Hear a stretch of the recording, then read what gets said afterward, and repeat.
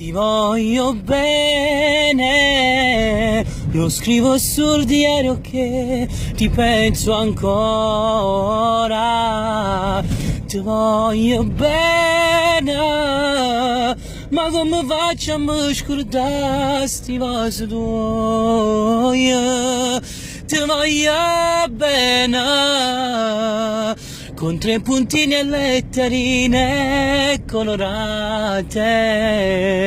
Scrive momenti belli insieme a te passati, ma come fatta a me lasciare così, ti prego, come fatta?